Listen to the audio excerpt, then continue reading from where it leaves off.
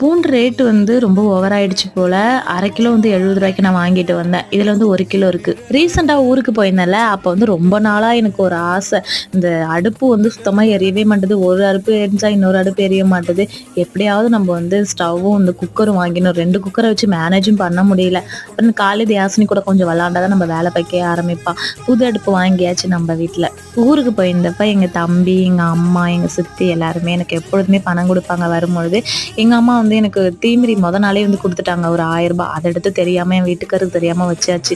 அங்க எங்க சித்தி, என் தம்பி மதன் எப்பொழுதுமே திங்ஸ் வாங்க ஏதாவது குடுப்பான் பணம். அதையும் இந்த வாட்டி நான் எதுவுமே வாங்கிக்கல. நேரா வீட்டுக்கு எடுத்துட்டு வந்து பீரோல வந்து அடியில வந்து வச்சாச்சு. இந்த 2 பொருள் எப்படியாவது நம்ம வாங்கின்னு சொல்லிட்டு எப்படியோ செலவு பண்ணாம சேர்த்து வச்சிருந்தேன் ஒரு ரூ. 3000. என் ஹஸ்பண்ட் 3 டேஸ் முன்னாடி அழைச்சிட்டு போய் வாங்கி குடுங்கன்னா காசு இல்லைனாரு என்கிட்ட இருக்கு வாங்கினேன் எடுத்துட்டு போய் அழைச்சிட்டு போய் எல்லாத்தையுமே வாங்கிட்டு வந்துட்டேன்.